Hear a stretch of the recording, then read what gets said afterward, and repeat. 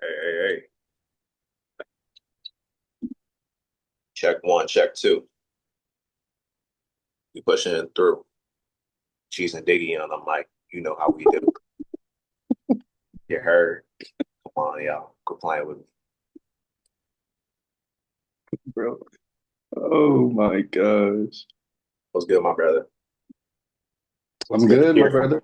How you doing? Man, I can't complain. Another day, another blood. You know how it goes. Another day, another dollar. All right now. Shoot.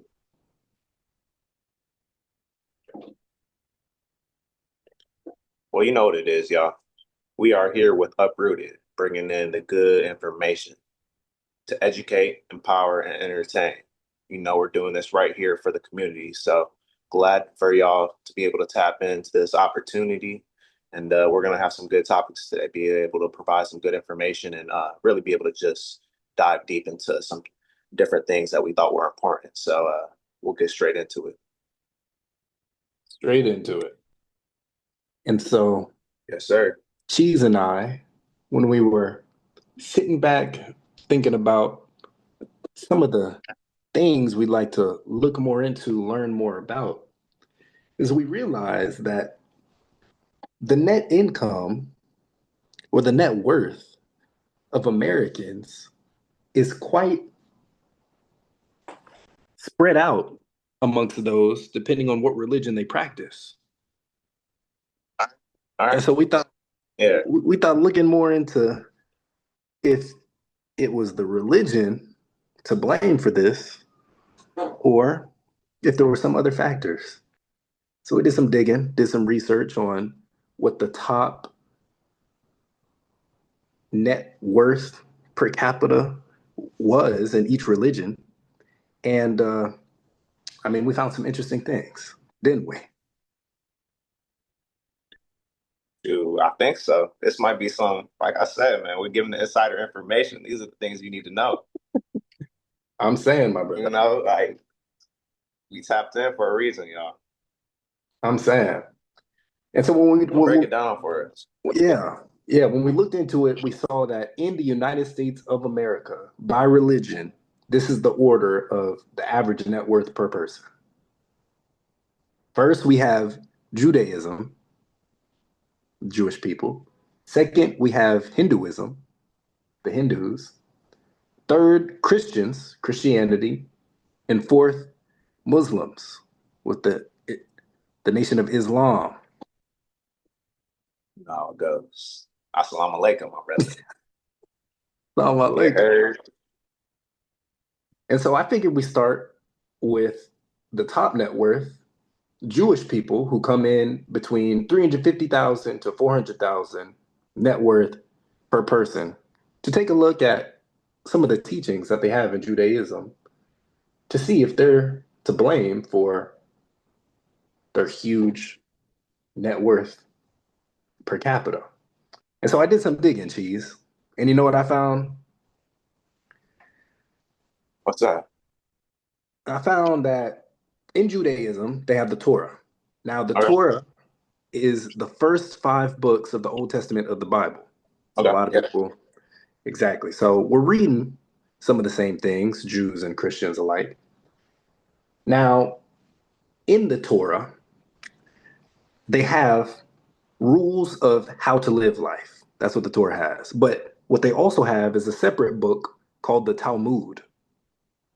All right. Now, the Talmud is like a manual for how to abide by those rules, how to live life. Yeah. And they recorded it over several generations because back then they weren't writing things down, they were orally teaching things. And so over time, as they were orally teaching the ways how to abide by these laws, then they began writing them down and then they consolidated them into a book. And I then got you. that's what Jews read alongside the Torah to figure out how to abide by those laws. All right. So they So established those morals out the gates then. they did.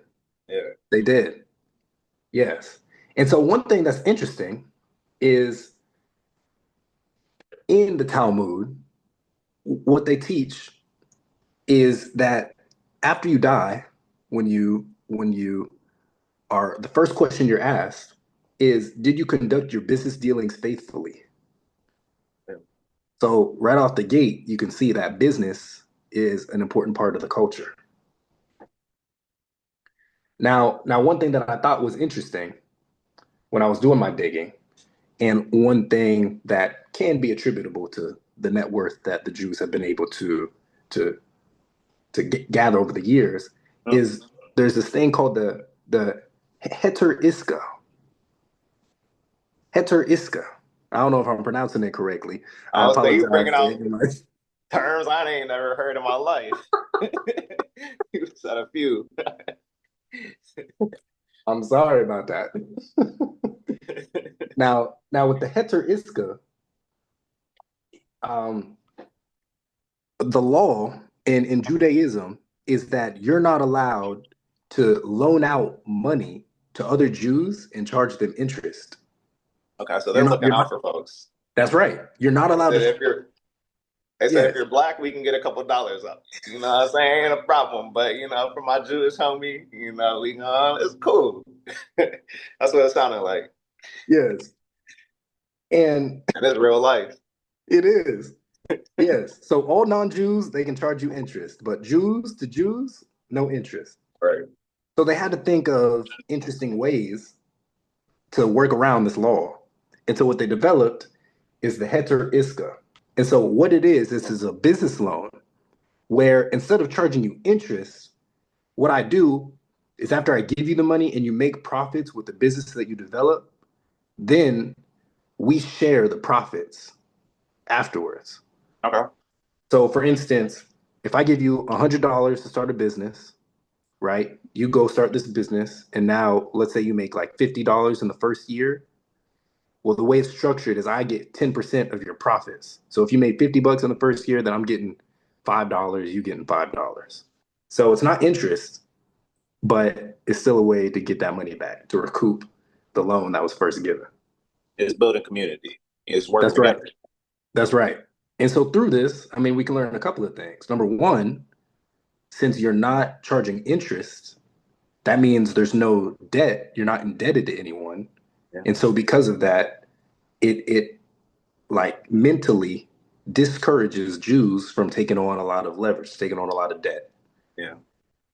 And then number two, as you're saying, is building the community because now we have a business relationship, now we have a family relationship, and those you do business with, um, those you want to succeed. So Oh yeah, that's real interesting. I feel like you really broke that down to the T right there. That's some insider information. Like I was saying, those are things that you really don't hear about every day, but it's important to understand because the Jewish community has really been able to build on another level, financially, uh, spiritually. They have a strong backing, and it's just you see that they were able to, as a community, really establish something serious. So from there, I want to be able to build on that. I'm gonna hit a couple other religions that you've talked about. I want to talk about the Islamic faith. Like you were saying, the Brothers of Islam. This is something that has been a huge, huge, in America and in the Middle East. But they have been able to establish something that's important to their culture. One thing that I would say is the prohibition of riba. I don't know if I'm pronouncing that correctly. It's RIBA, but okay, it's the prohibition of interest. And so, like you were saying, how with the Jewish communities, they don't charge interest or earnings, and extra earnings on interest is forbidden. So that's something that they stay away from. You elaborated on it, and that's something that's also committed to in the Islamic community. Um, but interesting enough, that's really not something that they do here in America. They be getting over on folks. that's right. That's what you know. They get over on folks, and that's for sure. So I don't know. It seems like that there's a couple religions already connecting, and it's like, all right, where are the morals at, y'all? Why are y'all charging crazy interest on my pockets for all these different things? Yeah, But yeah, let me continue.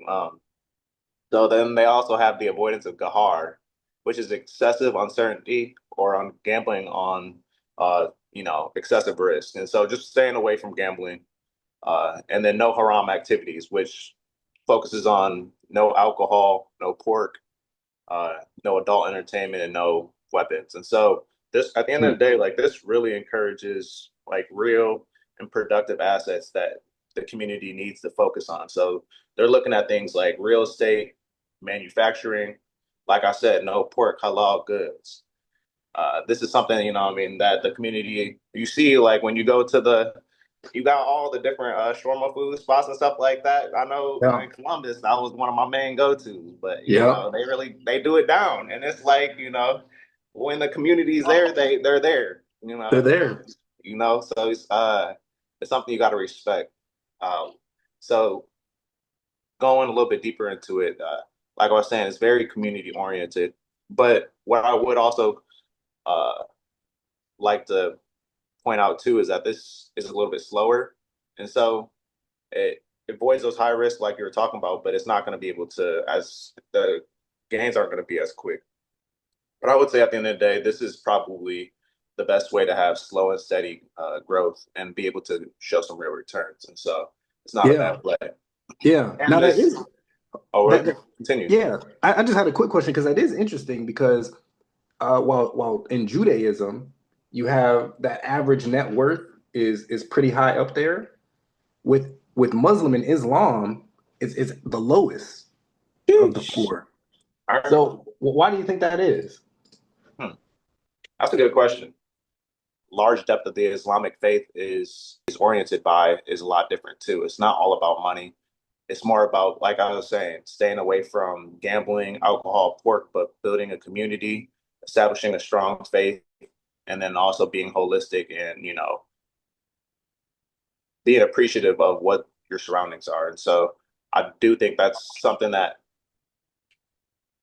might just be a cultural thing that is a little bit more focused on in the Islamic faith compared to the Jewish community. I would say that the Jewish community, like you pointed out the point of, okay, when I was looking at research and details, the Islamic community wasn't trying to get over on other cultures, whereas the Jewish community, you had the first thing you noted was, okay, a lot of individuals, the first thing we're going to do is charge interest on folks. And so, because Hinduism is kind of similar to the Islamic faith, I would say that like wealth is not only viewed as money, but it's like health, knowledge, virtue, and they really like focus on diversified investments. And so that's business, land, goal, and education. Um, they really encourage on patient capital, and historically, wealth and access to investment tools weren't concentrated for like lower caste individuals.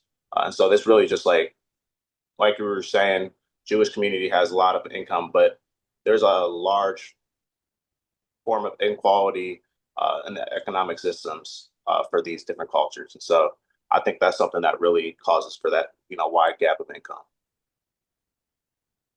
Okay.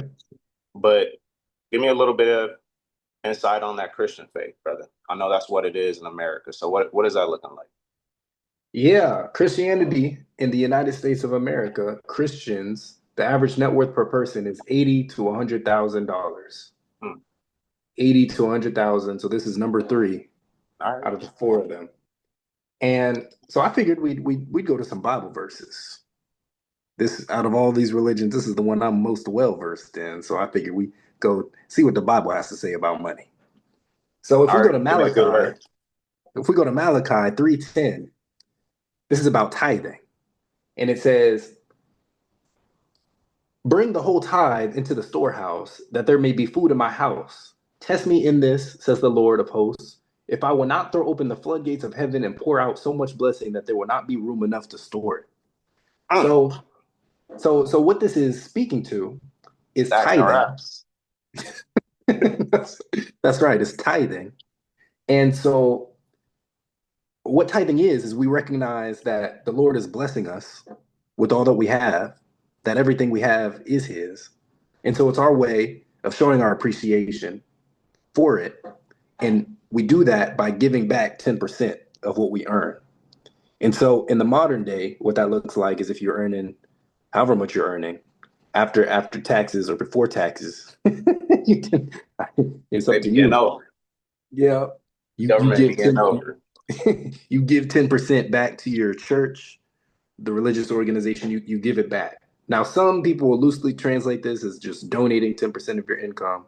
So it depends on where you're receiving the word and Yeah. how you choose to interpret it, because people be trying to interpret it the way they want to interpret it. Now, that's what a lot of people are already familiar with, but we got to dig deeper, right? We got to give the real information here. You already So, know. so we go into Ecclesiastes 11:2. Ecclesiastes 11:2. And what it states is, give a portion to seven or even to eight, for you know not what disaster may happen on earth. But divide your investments among many places, for you do not know what risks might lie ahead. Hmm. And so this is the Bible talking about diversification. It's talking about not holding all of our eggs in one basket, that we should spread them out amongst seven or even to eight sources. That's respectable though. I feel like I've actually heard, I don't know which book it's from, but there's to be able to really be successful, you got to have seven plus sources of income. And so I feel like that's kind of right in line with the like that verse you just had. So it's interesting. Yeah. Yeah. So to maintain what you have, diversify it amongst seven, eight different sources. Yeah. Okay. Now, yeah, now we're going to Matthew. Now, this is a parable that you've probably heard of. It's called the parable of the bags of gold. And this is Matthew 25, verses 14 through 30. Mm. And so in this parable, right, there's this master, and he has all of this wealth. Okay. Now there's three servants. So to one of the servants, he gives 10 coins, ten pieces of gold, 10 bags of gold.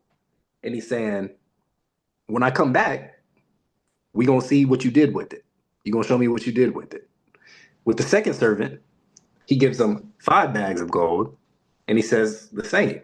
When I come back, we gonna see what you can do, what you working with. What you Now gonna to the do? that's right. It's To the the lead. last servant, to the last servant, 1 bag of gold says the same thing, right? So the master goes, and after however much time passes, he comes back into the first servant who had 10 bags of gold. He says, "Yo, what'd you do with the gold?" Right? So the the servant explains that he was able to double it. He put it to work. He doubled it. So he gave the master back 20 bags of gold. Master said, "Good job. Thank you." Yeah. Master turns to the second servant who had the 5 bags of gold. Right? He doubled it as well. He made 5, 10. So the master's pleased. He says, "Thank you. You did a good job." Now this third servant, what he did is he thought, "Okay, I'm gonna run. I'm gonna bury it so no one steals it, right? So then when the master comes back for it, then he's going to have all of the gold that he left me with." So when the master returns, he goes and digs back up that 1 bag of gold, gives it to the master, and says, "Yo, I kept your bag of gold. Nobody stole it. It's clean. It's nice and it's untouched. Here you go." And the master took his bag of gold and said that it would be better in the hands of the other two masters who he gave it Mm. to, that were able to double it, to multiply it. He ain't And lying so though. Yeah, and so what this parable teaches is that the Lord gives us all either material resources or even Opportunities. immaterial, exactly, opportunities that we're supposed to use, that we're supposed to multiply. Yeah. And no matter if He gives us 10 or if He gives us 5, we're supposed to make the most of them. And if we don't, then then we What are we didn't do doing? our job. No, that's fact. That's interesting, man. And Yeah. what was I say? Was that the last verse right there? Well, I had one more. I had Yeah. one more Let that me I thought was interesting. let me see what's One good. more, one more really quick one. So this was kind of crazy. This is in 1 Timothy 5:8, and it states, "Anyone who does not provide for their own family, and especially for their own household, has denied the faith and is worse than an unbeliever." Yeah. Whoa. Worse, That's harsh. worse than an unbeliever? Yeah, that's harsh, man. It doesn't get much worse than that. But just that the Lord expects for us to provide for others, That to makes provide sense though. for our households. It's like, what are we coming? What are we here to do? And I would say this kind of really leads into the next topic that I wanted to be able to hit on for a little bit. I know kind of close on the time, but we're gonna make it happen. So let's just focus on this one right here and really dive deep into what we can do to rebuild the Black community. Focus on those Black morals that as a community we need to be able to look into to understand how we can shift the culture at the end of the day. And so like I said, I want to really focus on rebuilding the Black community, but wanted to get your idea on a few different things that you might not like that people might do to that they might think they're doing to build the community. Okay. I'm trying to hear what you got to say first. All right, okay, all right, say that then. Say that then. So I'm gonna go on. Let me start with the things I like though, because there's a Okay. lot of things in the Black community that I do think that people have been able to do, have to get back to, or things that also too that I'm really looking into trying to be better at. And so there's been a lot of different organizations and people that have impacted my life. And I Mm, believe that something that as Black people we have to do is really focus on is return to our roots. mm. And what I'm saying is we have to give back to those spaces that made us. If that be the Boys and Girls Club, if that be, that college that you come from, HBCU, the Black community that you might have been a part of, like us, the Hold National on. Association of Black Accountants. Hold on. Hold on. What's the Boys and Girls Club? You ain't never been to the Boys and Girls Club? I ain't never been to it. Ain't no way. Well, I mean, let me elaborate on it a little bit more. I mean, this is an opportunity and place for, individuals of in inner city communities. It's under 18 to be able to have a safe space to work out, be a part of different, sports organizations, be a part of different,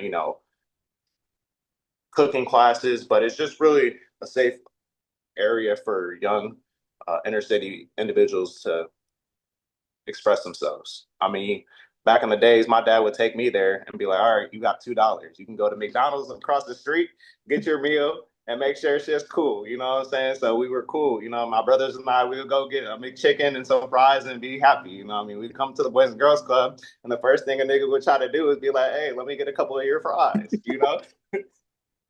And so this is what the boys that gives you an image of what the Boys and Girls Club was like. You had to, let yourself, defend yourself and be, stern with what you had and what you were doing, but you also had the opportunity to be around individuals, young individuals that wanted to have a good time. And so it's a good place, but it's also important to be able to give back to those young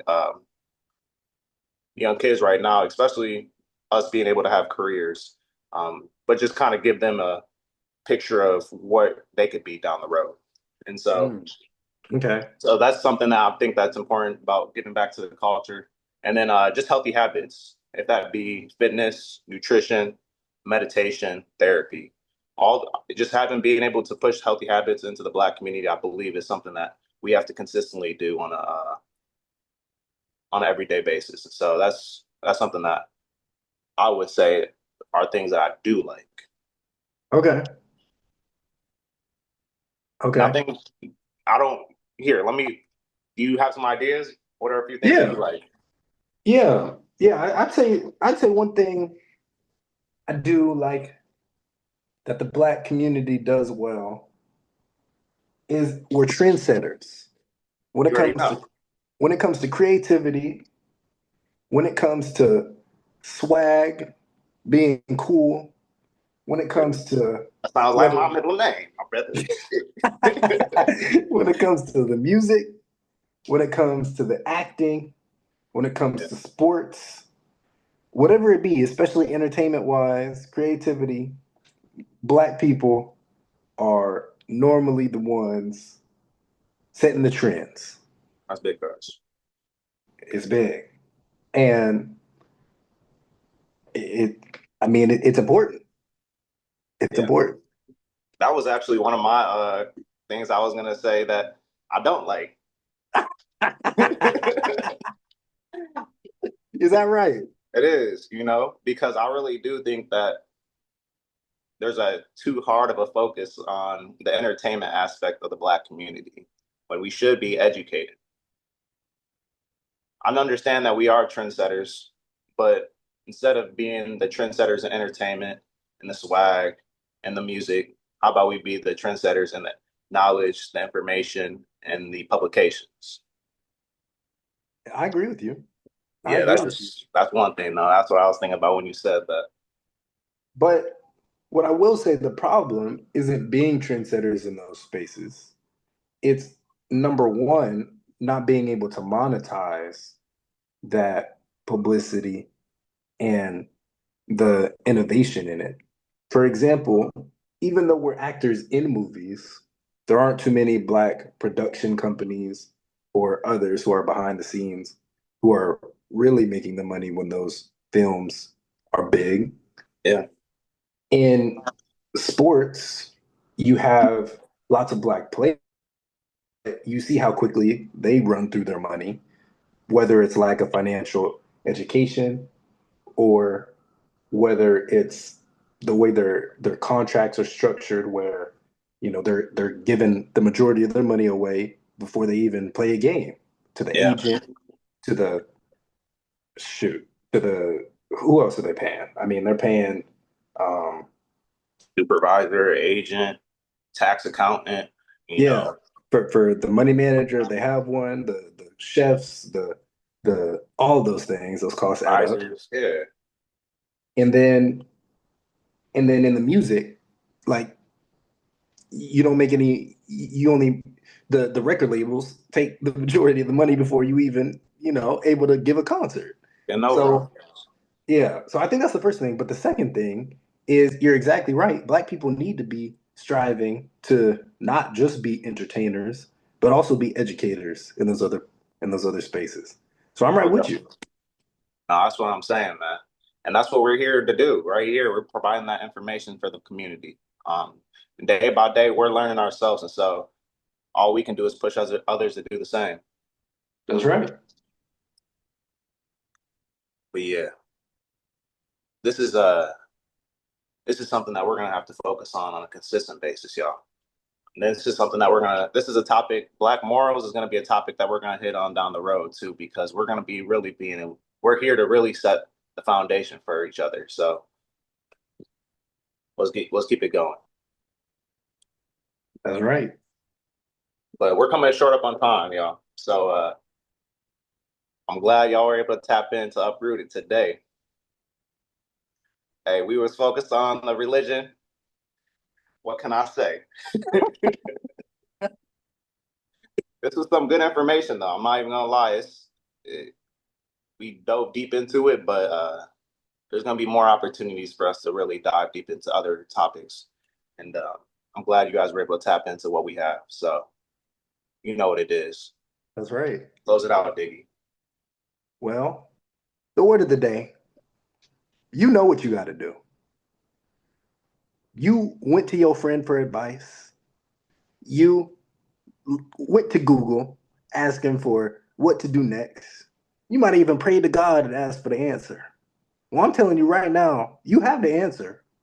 You just filling your mind with excuses for why it isn't the right course of action, why it isn't the next thing you need to do, why it isn't the next step you need to take. So I'm telling you right now that you have everything that you think you